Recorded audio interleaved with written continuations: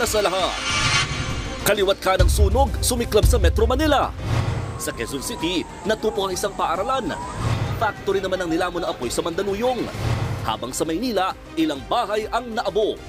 Ang kabuuang detalye sa mga balitang yan, ihahatid maya-maya lang. Magandang hapon, Pilipinas. Kasama ang buong puwersa ng News 5. Ito ang Frontline Pilipinas Weekend. Vice President Sara Duterte may patutsyada sa mga biased o manong senador sa gitna ng kinakaharap na impeachment case. Sagot naman niya sa pahayag ni Pangulong Marcos na pwedeng maayos pa ang gusot. No comment. Exclusive! Lalaking nagnakaw ng motorsiklo sa Quezon City na aresto sa Bulacan. Mga naghahabol mag-shopping para sa pasukan ng mga estudyante, dagsana sa mga pamilihan, presyuhan ng school supplies, alamin. Israel at Iran tuloy ang bombahan. Cinderella run ng Alas Pilipinas sa ABC Women's Nations Cup nagtapos na may silver medal. At ngayong Father's Day, magbigay-pugay tayo sa mga ama na isinakripisyong lahat para sa kanilang pamilya.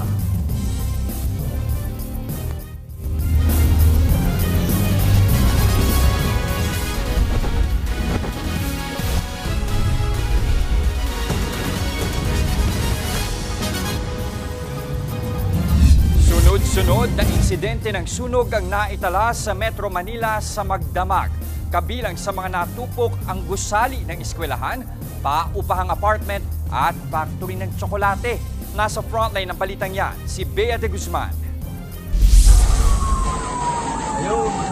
Nabalot ng makapal na sunog ang bahaging ito ng barangay Bago Bantay sa Quezon City kaninang umaga.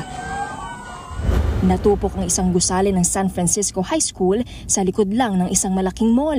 Ayon sa mga otoridad, nagsimula ang apoy bandang alas 11 ng umaga. Umabot ito sa ikatlong alarma bago naapula bandang alas 12 na ng tanghali. Wala namang napaulat na nasawi o nasaktan sa sunog.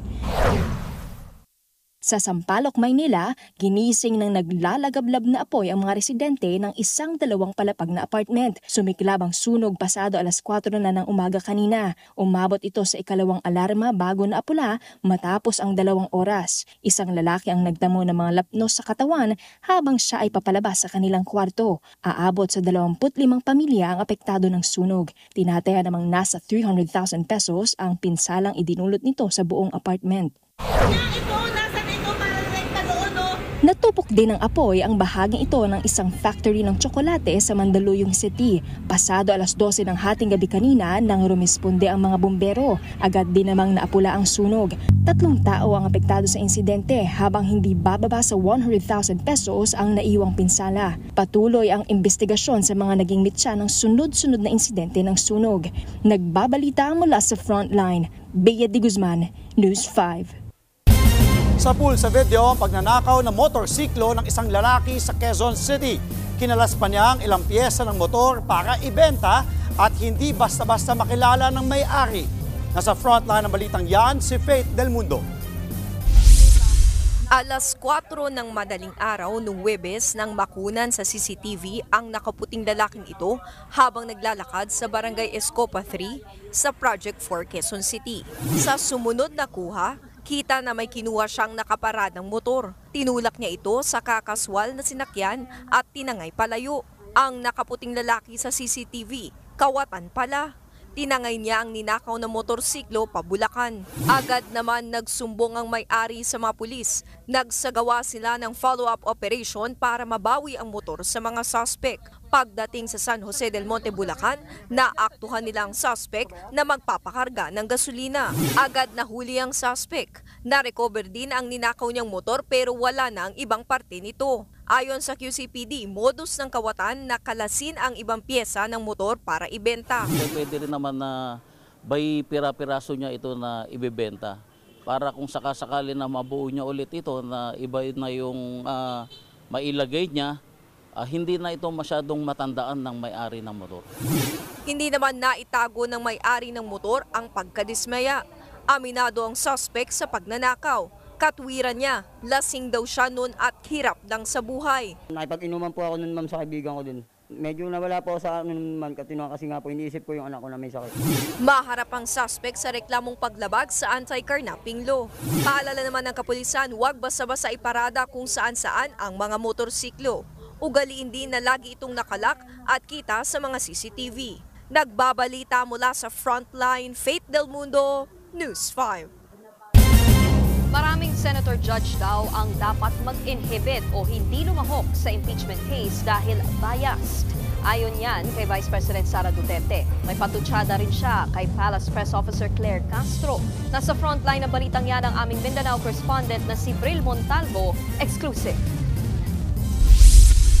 Pinangunahan ni Vice President Sara Duterte ang panunumpa ng ilang nanalong opisyal sa Mindanao nitong nakaraang eleksyon sa Davao City. Matapos niyan, eksklusibong nakapanayam ng News 5 ang bise. Sinagot niya ang mga isyu kabilang ang panawagan ng ilang kritiko na mag-inhibit o wag nang lumahok bilang senator judge sa impeachment case sina Senator Robin Padilla at Senator Amy Marcos. Ayon kay VP Sara, hindi lang sila ang dapat ipa-inhibit. Kung disqualify natin, no, ipapa-inhibit natin ang mga bias na senators, madami tayong ipapa-inhibit din. Tulad ni Senator Risa Ontiveros na sa isang public speech niya ay sinabi, kailangan sirain ang mga Duterte. Si Senator Chis Escudero, si Senator Pimentel na nagsabi, ano ba sinabi sa akin? Unhinged. Parang yun ba ang term na ginamit sa akin? Basta ang sinabi ay lukaret. Natanggap na raw ng kampo ng bise ang summon mula sa Senado. Nai-refer na niya raw ito sa kanyang legal team at hinihintay ang abiso kung magpapakita siya sa impeachment court. Wala pang instructions ang mga lawyers sa akin kung pupunta ba ako or hindi. Naging matipid naman ang sagot ng bise sa pahayag ni Pangulong Bongbong Marcos na handa ito magipagdialogo sa Senado at Kamara para ayusin ang gusot sa issue ng impeachment. No comment. Pero may patutsada siya kay Palace Press Officer Undersecretary Claire Castro na kamakailan ay nagpahayag hinggil sa umunoy mga taong manggagamit at handang magpagamit. Di ba sinabi ko na sa iyo, si Claire Castro, pinsan ni Franz Castro, at pag Castro family, yung dalawa lang naman yan sila sa pamilya na yan, Claire Castro at Franz Castro, wala na talagang maganda at tama na lalabas dyan galing sa bibig nila. Sabi ko nga, di ba, ano sabi ko? Garbage in, garbage out. Pagdating dyan sa dalawang Castro na yan. Wala pang komento riyan sina Yuse Castro o Representative Franz Castro. Sinagot naman ng bise ang rekomendasyon na inihain ng komite sa Kamara para pasampahan siya ng kasong plunder dahil sa umunoy maling paggamit ng confidential funds sa OVP at DepEd noong siya pa ang kalihim nito. Kung ako, okay lang. Dahil politiko ako, gusto ko rin sumagot sa loob ng korte. Pero naaawa ako dahil sa mga threats sa harassment na ito ay merong mga empleyado ng ating opisina. Tungkol naman kay dating Pangulong Rodrigo Duterte na nakakulong pa rin sa ICC sa The Hague. Hindi pa raw alam ng bise kung saang bansa posibleng ilipat ang kanyang ama sakaling paniga ng ICC ang hinihiling nitong pansamantalang kalayaan. Ang dasal nating lahat at panawagan natin lahat ay makinig ang ICC judges at maging patas sila sa pagdesisyon base doon sa submission ng Defense Council. Nagbabalita mula sa Frontline, Bril Montalvo, News 5, Mindanao. Nagpaliwanag na ang kumpanya ng bus kung saan nangyari ang viral na panggugulpi sa isang lalaking may kapansanan. Giit ng driver at konduktor, hindi nila pinabayaan ang biktima. Nasa frontline na balitang yan, si Dave Abuel.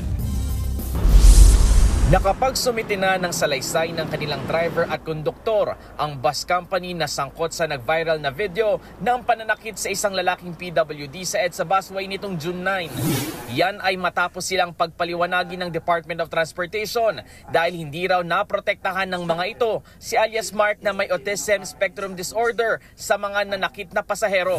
Ang panggugulpi kay alias Mark nag-ugat sa pangangagat niya sa isang pasahero. Ilang beses na pinagsusuntok at pinagtatadyakan si alias Mark. Sinakal din siya at kinuryente. BGC sa bus, kulay yellow, red at saka masakit yan. Didi at saka likod at saka kuyente katawan, kuyente. Ay, ulo. Kuyente ng ulo. Mag-away, sunto. Sa panakay sa BWD. Sinuspende ng DOTR ang lisensya ng bus driver at konduktor ng bus. Pinatawan naman ng LTFRB ng 30-day preventive suspension ang 10 units ng bus company na bumabiyahe sa EDSA busway. Paliwanag naman ng pamunuan ng bus company, nagpasaklulo sila sa mga naka-duty sa Main Avenue. Base doon sa salaysay, nakiusap naman daw itong naka-duty na Coast Guard, pero hindi nila napababa yung pasahero na nangagat. Siguro sa pag-aakala na kalmado na, pinaabanti na sila. Bandang Guadalupe, nangagat daw ulit ang lalaki at dito na na-videohan ng eksenang pambubugbog sa kanya. Kaya itinigil na nila sa Buendia. Kinausap ng driver-conductor na tumigil na kasi dadalhin na lang nila sa pulis. Si konduktor na ang nang-awat at nakiusap doon sa mga tao, siya na ang sumalag doon sa kumupuyog para maibaba nila yung tao. Handa rin daw silang makipagtulungan para mapabilis ang investigasyon sa insidente. Dinundi na naman ng National Council on Disability Affairs ang pananakit kay alias Mark. Nakikipagtulungan na rin ng DOTR sa mga pulis para matunton at mapanagot ang mga pasaherong nanakit kay alias Mark. Nagbabalita mula sa Frontline, Dave Abuel, News 5. Suportado ng DOH ang panawagang ibaba sa 30 kilometers per hour ang speed limit sa Metro Manila at iba pang mga lugar. Makatutulong daw ito para mabawasan ang mga aksidente sa kalsada. Nasa frontline ng balitang yan si JC Cosico. Bakas pa sa kaliwang mata ni Marlon ang peklat matapos maaksidente sa motorsiklo ilang taon na ang nakararaan. Medyo tumabingi rin ang kanyang muka. Wala kasi siyang helmet habang nagmamaneho at may 2 pang taong angkas. Basag tong aking cheekbone, meron akong mandibular fracture, as well as dito nabasag yung dito ko. 9 hours akong, sabi ko 9 hours akong patay. Parang wala akong malay-malay. Makalipas ang ilang taon, na-aksidente naman siya habang nagmamaneho ng sasakyan dahil di niya napansing may bahagi ng kalsadang inaayos. Buti na lang daw at naka-seatbelt siya. Simula nung nangyari noon, nagiging mas doble, triple na akong ingat. Very defensive na ako. So, ay masakit. Masakit, mahirap. Binigyan ako ng pangatlo eh. Baka hindi na umabot ng pang-4. Sa datos ng Department of Health, nasa 12,000 ang namamatay sa bansa taon-taon o 33 tao kada araw dahil sa banggaan sa kalsada. Ang nakababahala, kabilang ang road crash sa mga pangunahing dahilan ng pagkamatay ng mga batang Pilipino, edad 5 hanggang 29. Madalas sa mga nabibiktima ay yung mga nakamotorsiklo, habang yung iba, mga pedestrian o mga naglalakad lang. Kaya panawagan ng DOH sa publiko, pairalin ang responsableng pag-uugali sa kalsada dahil preventable o pwede namang maiwasan ang road crashes. Kung magmamaneho, ihanda ang sarili physically at mentally. Siguruhin may sapat na pahinga at huwag mag-drive kung inaantok. Umiwas din sa anumang klase ng distraction gaya ng paggamit ng cellphone. Manatili rin daw kalmado at habaan ng pasensya para maiwasan ang road rage. Kasi pag ikaw ay hindi nag-behave well sa road, ang uwi mo ay sa emergency department. Sana hindi dun sa Oscar, sabi ng asang rider, ospital o karwahe. Pero tingin ng grupong Move as One Coalition hindi sapat na tutukan ang behavior ng mga motorista. Tingin nila dapat ibaba sa 30 kilometers per hour ang speed limit sa urban areas, gaya ng ginagawa sa ibang bansa. Sa mga urban areas na nag-adapt ng 30 kilometer speed limit, after 2 years, they found that traffic actually improved. Why? Because slower, safer traffic encouraged more people to walk, to cycle, and to use public transport. Suportado naman yan ng DOH, pero dapat din daw gawing mahigpit ang pagpapatupad sa mga umiiral na batas para sa road safety. Kabilang dyan ang Motorcycle Helmet Act, pati na ang batas sa paggamit ng seatbelt. Maka-lax yung ating implementation. Ang dami ng laws eh. Yung NCAP, maraming nahuhuli for speeding, for yung mga illegal traffic movements. So malaking tulong din yon to decrease road crash. Target ng DOH na mabawasan ng hanggang 50% ang bilang ng seryosong injury at mga namamatay dahil sa mga banggaan sa kalsada hanggang 2028. Nagbabalita mula sa Frontline, JC Cosico, News 5. Tiniyak ng Department of Trade and Industry na nananatiling pasok pa rin sa price guide nila ang presyuhan ng school supplies sa Metro Manila. Yan ay lalo't may iba pang naghahabol sa pamimili. Nasa frontline ng balitang yan, si Carrie Cator.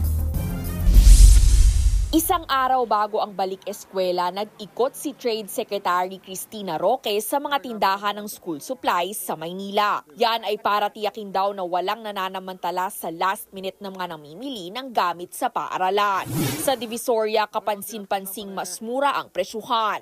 Ang mga notebook, mas mababa ng hanggang 7 pesos kung ikukumpara sa itinakdang price range ng DTI.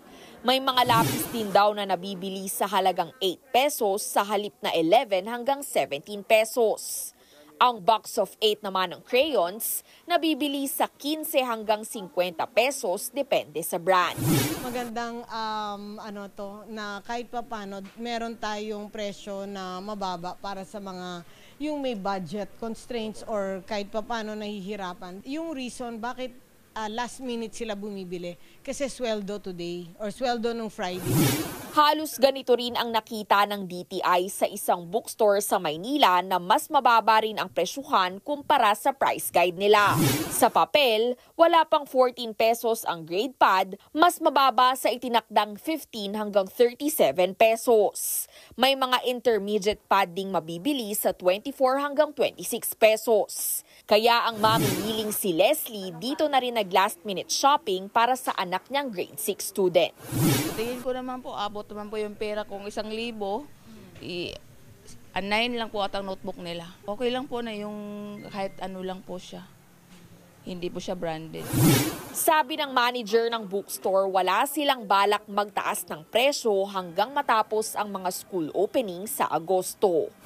Merong nagbago katulad nung plano nila tumaas ang wages.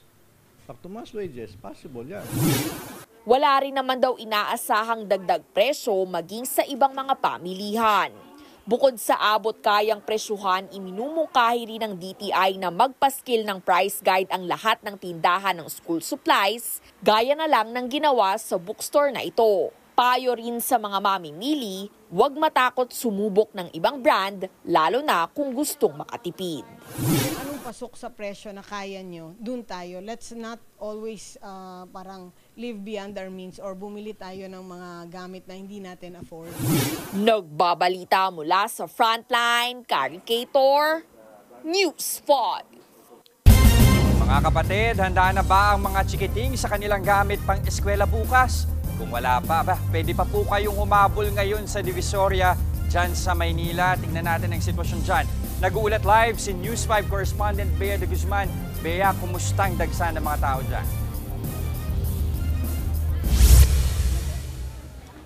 Jester, huling araw bago ang pasukan ay dinagsana nga ng last-minute shoppers ang Divisoria.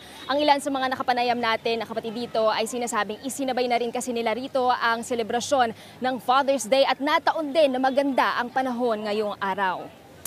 Ang ilan sa mga kapatid natin, Jester, pareho pa rin ang presyo at yun yung gusto nila dito sa Divisoria, no? Dahil kumpara sa mga mall prices ay mas mura dito at ayon naman sa ating panayam sa mga ilang manininda, pareho pa rin ang presyo ng school supplies, lalo na't may ibang pribadong paaralan ang hindi pa magbabalik eskwela bukas. Ang notebook, nasa 15 to 35 pesos, depende pa rin sa klase. At may bundle promo na rin sila sa halagang 130 pesos at makakakuha na rin ng 10 piraso. Ang lapis dito, Jester, ay nasa 6 pesos hanggang 20 pesos at 7 pesos naman hanggang 25 pesos yung mga ballpen.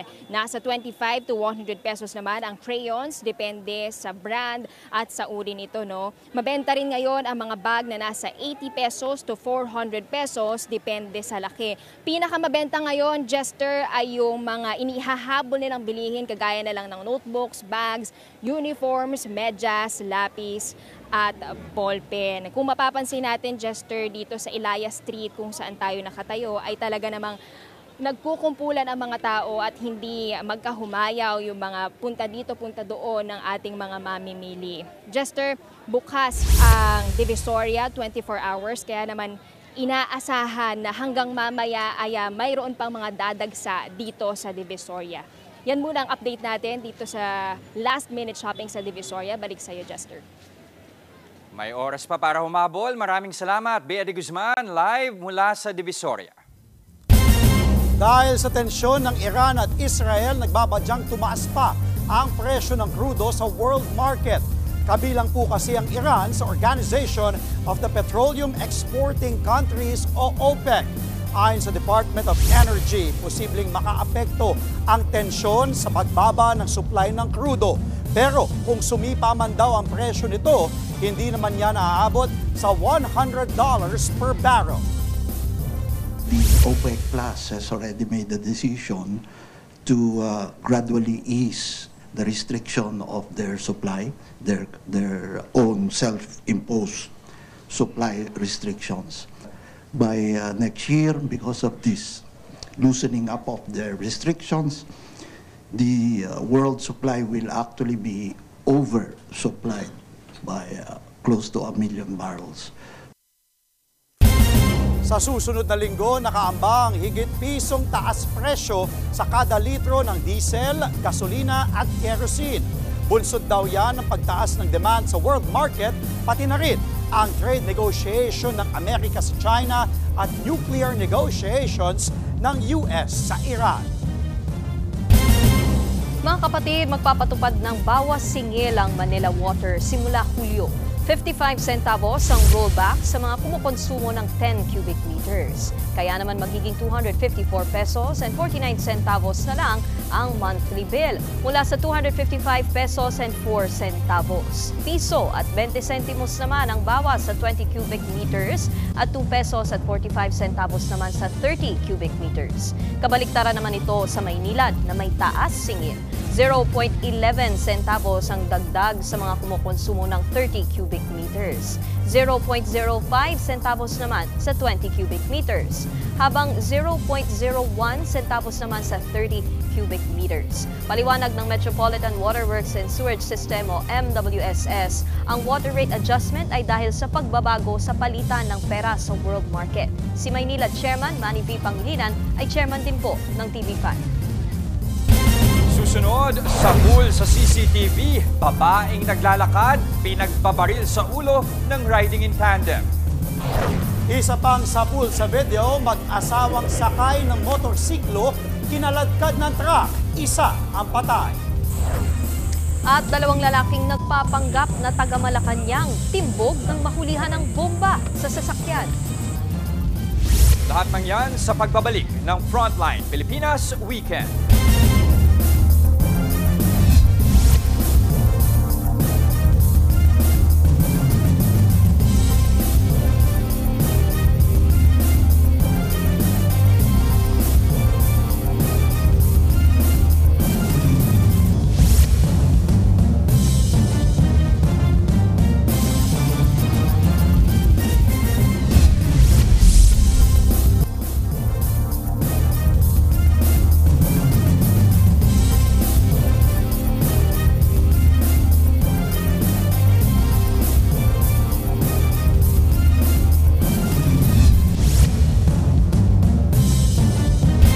On the spot ang isang babae na pinaulanan ng bala ng riding in tandem sa Valenzuela.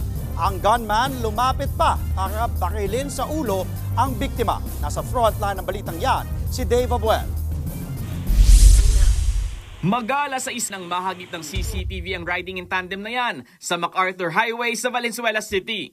Pagdating sa bahagi ng F. Bautista, biglang bunot ng baril ang backrider, sabay asinta sa babaeng naglalakad. Ilang putok ang pinakawala ng gunman. Napayuko sa sakit ang babae pero di siya tinantanan ng mga salarin. Bumaba ng motor ang gunman at saka malapit ang binarilang biktima. Dead on the spot ang 34 anyos na babae na tinamaan ng bala sa ulo. Ayon sa pulis, nasa lugar ang biktima dahil may kinita raw ito. May tinitignan na rin ang mga pulis na posibleng motibo sa krimen. Sa investigasyon ng pulis, lumabas na kalalaya lang ng biktima sa kasong may kinalaman sa droga. Droga rin ngayon ang isa sa tinitingnang motibo sa pamamaril. Tinitingnan natin yung isang motibo na unsehan sa droga. Base nga dun sa ginagawa natin na investigation, at the same time, yung mga nai-interview natin, yun pa lang yung lumalabas na motibo. Sinusubukan pa ng News 5 na mahinga ng pahayag ang kaanak ng biktima. Patuloy namang tinutugis ng mga pulis ang riding in tandem. May person of interest na rin sila sa pamamaril. Nagbabalita mula sa Frontline, Dave Abuel, News 5. Nabangga ng bus ang isang rider na nag-counterflow matapos makabangga ng aso sa Negros Oriental. Sa Cebu City naman, inararo ng truck ang isang motorsiklong may magkaangkas na sakay. Yan at iba pang disgrasya sa Frontline Report ni Gary De Leon. Sa kuha ng CCTV sa Barangay Bakayan, Cebu City, kitang huminto ang motorsiklong ito para magbigay daan sa iba pang sasakyan sa kasalubong na linya. Ilan saglit pa, biglang sumulpot ang truck na may kabilisan ng takbo at inararo ang motorsiklo. Pumailalim ang motorsiklo sa truck at nakaladkad pa ng ilang metro. Dinala sa ospital ang mag-asawang sakay ng motor pero namatay ang lalaki. Luba namang nasugatan ang babae. Ayon daw sa truck driver, nawalan siya ng preno kaya hindi nakahinto. Nasa kustodiya na ng mga pulis ang truck driver na maharap sa reklamong reckless imprudence resulting in homicide, multiple injuries at damage to property. Sakay rin ng motorsiklo ang namatay sa isa pang disgrasya sa Seattle, Negros Oriental. Isang bus naman ang nakabangga sa biktima. Base sa investigasyon, nabundol ng motorsiklo ang isang aso habang tinatakang highway. Dahilan para malis ito ng direksyon at mabundol ng kasalubong na bus. Sa lakas ng impact, tumilapon ang rider at tumama sa windshield ng bus. Dead on arrival sa ospital ang biktima. Nasa kustodiya na ng mga pulis ang bus driver habang gumugulong ang investigasyon. Sa hiwalay na aksidente sa parehong bayan, nagmistulang niyuping lata ang multicab na ito na nabangga ng pickup. Nagkalat din sa kalsada ang mga isdang karga ng multicab. Base sa investigasyon, bigla nawala ng kontrol ang senior citizen na driver ng pickup nang dumaan sa pakurbadang bahagi ng kalsada. Dahilan para mapunta ito sa direksyong dinaraanan ng multicab. Patay ang driver ng multicab na isang empleyado ng DSWD at ang kanyang misis. Sugatan naman ang 82 anyos na driver ng pickup. Yuping-yupi rin ang sasakyan na ito matapos makabangga ng tanker truck sa Aliosan, Cotabato. 3 ang namatay sa disgrasya. Sa tindi ng pinsala ay hirap na makilala ang ilan sa kanila. Inaalam pa kung ano ang sanhi ng aksidente pero lumalabas sa inisyal na investigasyon na maulan noon at madulas ang kalsada. Nagbabalita mula sa Frontline, Gary De Leon, News 5. Kabi-kabilang sunog ang sumiklab sa magkakahiwalay na lugar. Sa Concepcion, Tarlac, patay ang 2 bata nang matrap sa nasusunog nilang bahay. Sinubukan pa raw silang iligtas ng kanilang lola pero nabigo ito dahil sa mabilis na pagkalat ng apoy. Edad 1 at 4 ang mga nasawing bata. Tumagal ng halos kalahating oras bago naapula ang sunog. Inaalam pa ang sanhi nito at ang kabuang danyos. Sa Lapinig, Northern Samar, pinagtulungang apulahin ng mga bumbero ang sunog sa isang residential house. Ayon sa mga bumbero, kandila ang pinagmulan ng apoy. Tinatayang nasa kalahating milyon ang halaga ng mga nasunog na ari-arian. Wala namang nasaktan. Tiklo ang 2 lalaki na nagpapanggap na taga Malacanang para mangikil ng pera sa Quezon City. Ang mga sospek na aresto ng madiskubreng may bomba sa loob ng kanilang sinasakyang SUV. Nasa frontline na balitang yan, si Dave Abuel.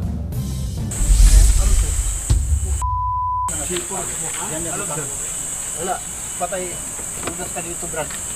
Nagulantang ang mga taga-highway patrol group nang madiskubre ang isang C4 explosive o mataas na klase ng pampasabog sa ininspeksyon nilang SUV sa Camp Crame nitong Biyernes. Dinala at ininspeksyon sa kampo ang sasakyan matapos maharang sa Parañaque dahil wala itong plaka sa likod. Walang ORCR ang driver at gumamit pa ng blinker.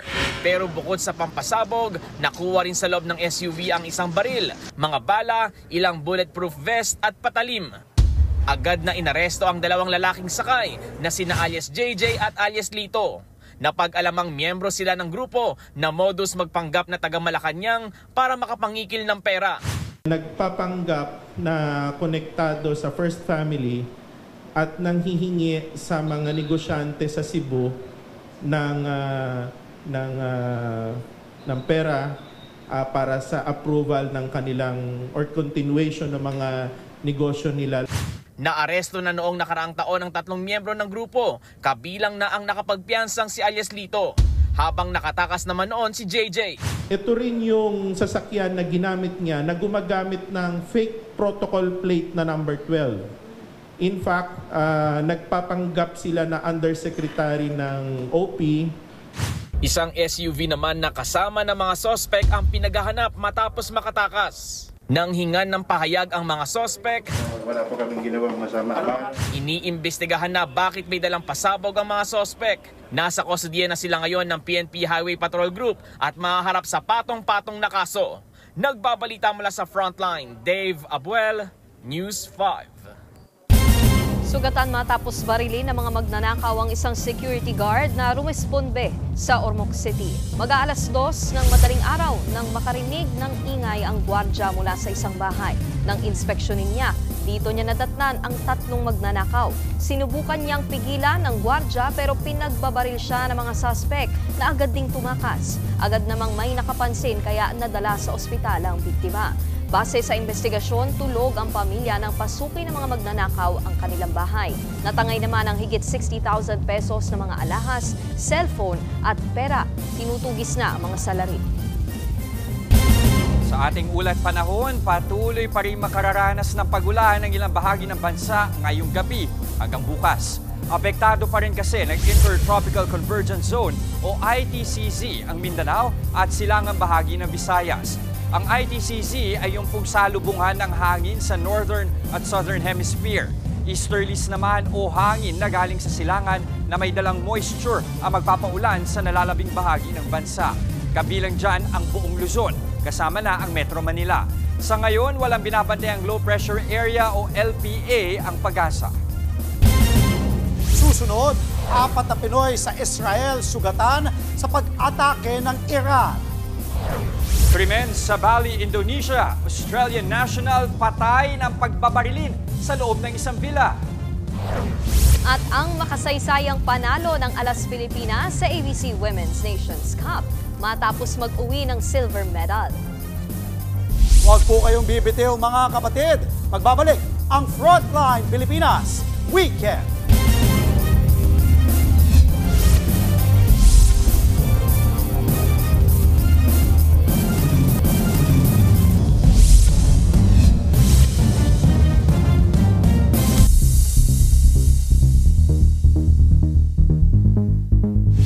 Apat na Pilipino ang naitalang sugatan sa Israel kasunod ng pambobomba ng Iran.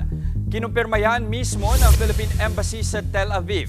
Isa pang Pinay ang inilipat muna ng matitirhan matapos masira ng bomba ang kanyang bahay. Patuloy pang inaalam ang ibang detalye. Ngayong araw, pinuntiryan ng Israel ang Tehran, ang capital city ng Iran, kung saan tinarget nito ang Energy Industry at Defense Ministry Headquarters. Habang ang Iran naman gumanti ng kabi-kabilang missile attacks sa iba't ibang bahagi ng Israel. Ang sunod-sunod na pag-atake ng dalawang bansa ay kasunod ng biglaang pagbomba ng Israeli Defense Forces sa ilang military at nuclear sites ng Iran noong Biyernes. Napatay sa raid ang ilang nuclear scientists at ang mga matataas na opisyal ng armed forces ng Iran. 10 na ang naitalang nasawi sa Israel habang 78 naman sa Iran. Patay naman ang isang Australian national matapos pagbabarilin sa Bali, Indonesia. Pinatay ang biktima sa banyo ng isang villa kung saan na-recover ang 17 basyo ng bala. Sugatan ang isa pa niyang kasamahang turista matapos bugbugin. Tinutuntun na ng Indonesian Police sa mga salarin na nakamotorsiklo raw. Ayon sa mga nakakita sa insidente, posibleng magkakilala ang mga biktima at salarin dahil nagsasalita rin daw ang mga ito ng Ingles na may Australian accent. Nagtutulungan na ang mga gobyerno ng Australia at Indonesia sa investigasyon.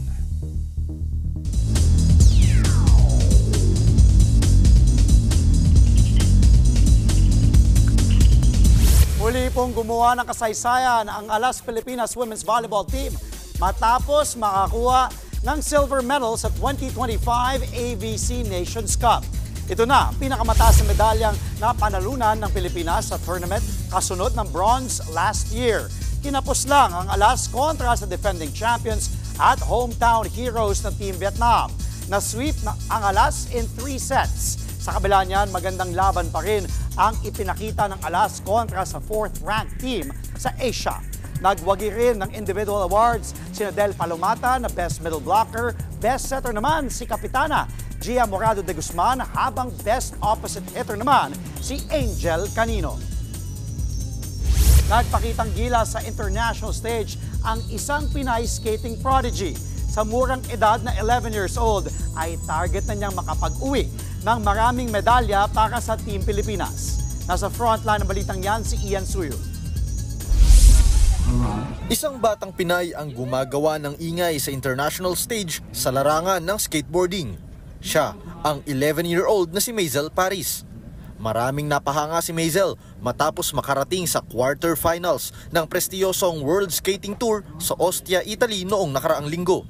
Nakalaban ni Maisel ang nasa 66 na skateboarders. Siya rin ang isa sa mga pinakabatang competitor sa World Tour. Sa panayam ng News 5, kwento ni Maisel na 5 years old pa lang daw siya nang ma-in-love sa skateboarding. My brother was on a skateboard and I was like, oh my, that's so cool, can I try? And he let me try, and as soon as I got it, I just fell in love with it. Yeah, you weren't scared at all? Not really. Whenever I keep going, I get less scared. Kahit anong trick, kahit saan, kayang-kaya ni Maisel yan. Nababalanse naman daw niya ang pag-aaral at training lalo't homeschooled siya. Malaking bagay raw na kahit bata pa lang siya ay nag-e-enjoy na siya. At higit sa lahat, nadadala niya ang bandera ng Pilipinas abroad. I just love how I could hey, I'm my friend, it's so much fun, and you could be whoever you want to be. Ang coach ni Maisel, walang iba kundi ang SEA Games gold medalist na si Christiana Means. Hanga raw siya sa potensyal na ipinapakita ni Maisel na siguradong magdadala ng maraming medalya sa bansa. Sa Los Angeles sila nag-e-ensayo dahil parehas silang nakatira doon. At ang goal nilang dalawa, lalo pang mag-ensayo nang pareho silang makarating sa 2028 Los Angeles Olympics. It was a really long journey to get there, but ever since Margie won Asian Games and then SEA Games, we've created more and more opportunities for athletes like Maisel. Yes, 2028, I really want to. That's my dream. Next up sa calendar nila Maisel at Christiana ang paparating na Olympic qualifiers sa Washington DC sa darating na Setyembre. Nagbabalita mula sa frontline, Ian Suyo, News 5.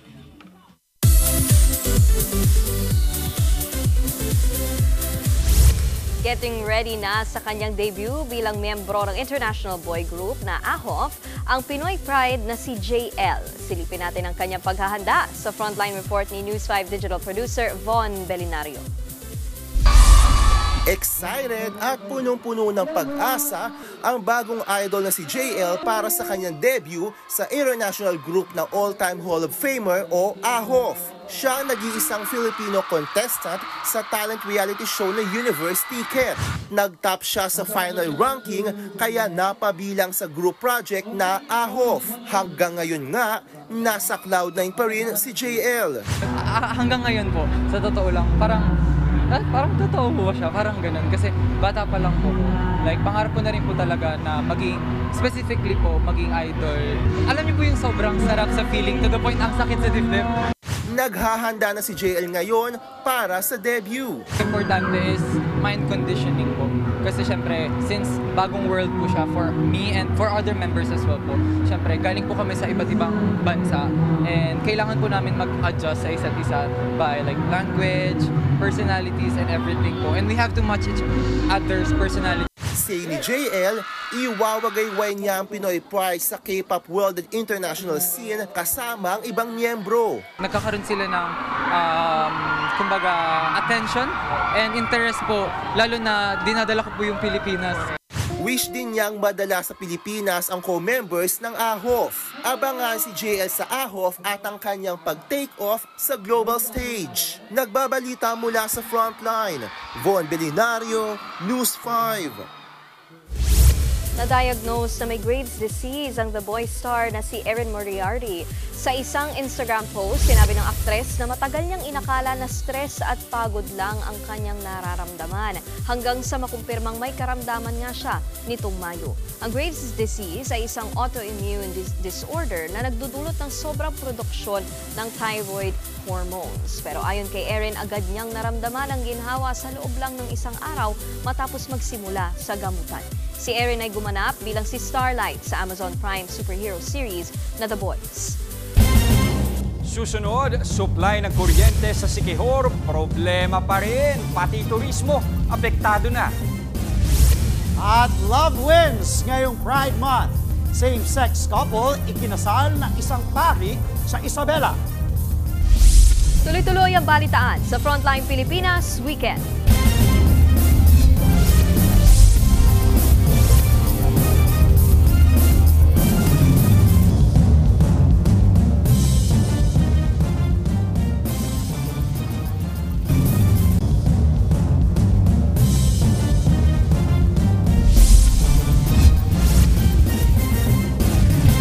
Apektado na ang turismo ng Siquijor dahil sa krisis sa kuryente roon. Ang ilang residente umaasa na lang sa mga generator.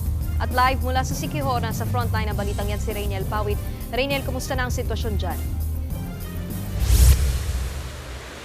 Nikki, maraming negosyo at establishmento pa nga rin yung nakadepende sa mga portable gensets. Pero yung mga nakalipas na araw na 6 to 8 hours, yung rotational brownout, napababa na yan sa isang oras. Pero kaakibat nga nitong power crisis na ito ay yung pagbaba naman ng bilang ng mga turista. Karaniwan nga raw tanong sa mga business establishment owners ay kung maayos nga ba ang supply ng kuryente rito.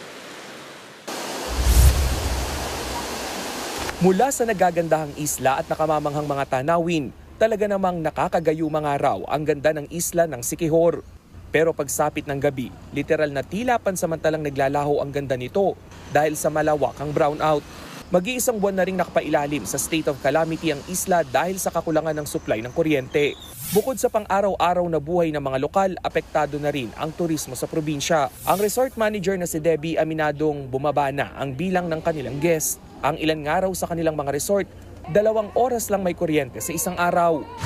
Intro nila sa inquiries is na if may generator ba kayo. So, if in case wala kami generator, so for sure, yung guest hindi magbubook dito. Before yung fully booked kami, like we have 8 rooms lang naman. Like ngayon, we have 2 rooms, 3 rooms na lang. Oo.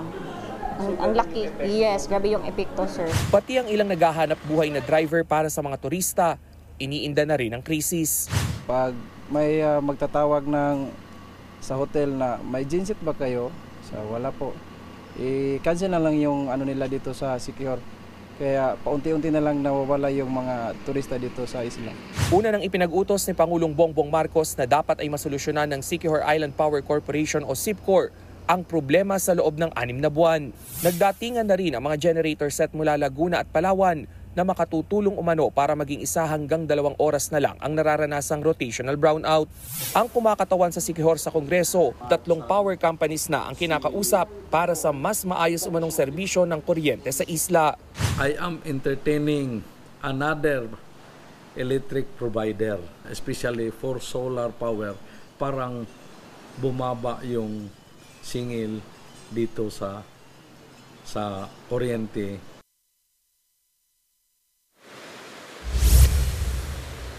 Nikki, karamihan nga sa mga nakausap natin na turista ay napaaray na lang sa kanilang gasto sa pagpunta nga dito sa Siquijor. Kung nag-advance booking sila sa kanilang mga airplane na ticket, ay dito naman ay nagpilitan silang magdagdag doon sa mga hotel dahil mas pinili nga nila yung mga hotel o accommodation na may generator set. Nikki.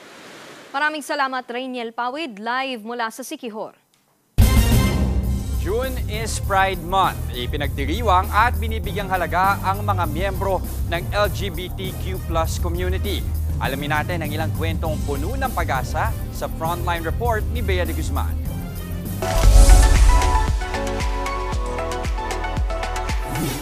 Pride Month mga kapatid, pero ano nga ba ang mas malalim na kahulugan ng makukulay na selebrasyon at ingranding parada? Acceptance. It's the celebration of individuality and expression. Alam niyo ba na Pilipinas ang kauna-unahang bansa sa Asia na nagsagawa ng Pride March? Nagsimula ito bilang isang protesta noong June 26, 1994 sa Quezon City. 3 dekada ang makalipas, ano na nga ba ang narating ng kanilang panawagan para sa pantay na pagkilala sa LGBTQIA+ community? Si Reverend Crescencio Agbayani Jr., kabataan pa lang, sigurado na raw sa isang bagay, na siya ay queer na may malalim na relasyon sa Panginoon.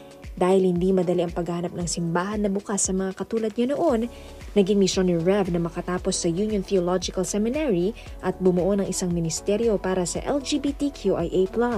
I am the first openly gay seminarian sa Union Theological Seminary. We started the LGBTS Christian Church as a Bible study ng mga bakla, no? Until we organize ourselves as a church. Ang simbahan na binuo ni Rev CJ noong 2006, hindi lang daw basta accepting. Aktibo nitong tinutugunan ang mga pangangailangan ng komunidad gaya ng same-sex marriage. Ang marriage equality pagsasabatas We're asking the good Lord to bless the relationship ng dalawang tao na nagmamahalan. Umabot na sa higit 7,000 ang mga naikasal ni Pastor CJ. Sina Mika at Day kasama sa pamas wedding ni Rev CJ ngayong Hunyo. Mahalagang mabasbasan pa rin daw ang kanilang pagsasama. Kahit gaano kahirap na ipaglaban yung karapatan natin sa mga mapanghusgang tao, go lang. Basta hanggat nasa tama tayo, wala tayong tinatapakang ibang tao at wala tayong ginagawang mali.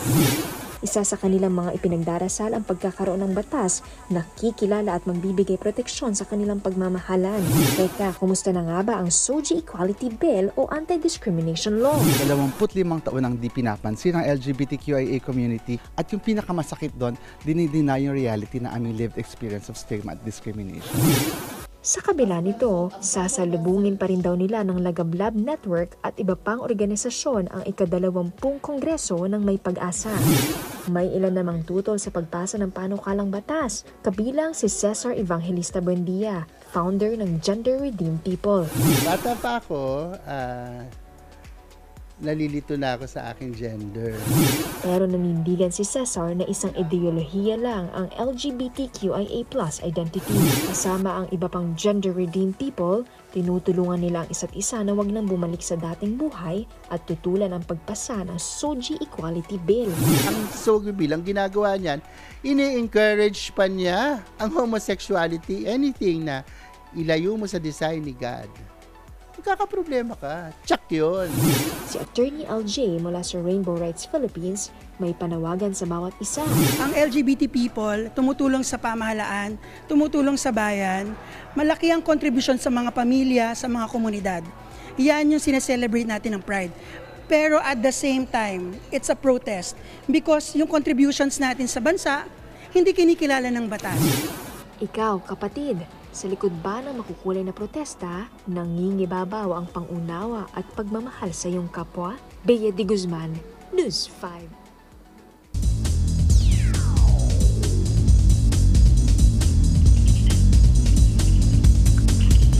Nagbabalik bilang boxing champion si Filipino Flash Nonito Donaire Jr. Nakuha ni Donaire ang WBA Bantamweight interim belt matapos talunin si Chilean boxer Andres Campos. Itinigil sa round 9 ang laban dahil sa sugat na nakuha ni Donaire sa accidental headbutt. Tiningnan na ng judges ang scorecard at doon na nagwagi si Donaire via technical unanimous decision. 2 sa mga judges ang nag-score ng 87-84 habang 88-83 ang isa pa. Nag-improve sa 43-8 ang win-loss record ni Donaire. Mga kapatid, tuloy-tuloy po ang balitaan dito sa Frontline Pilipinas Weekend.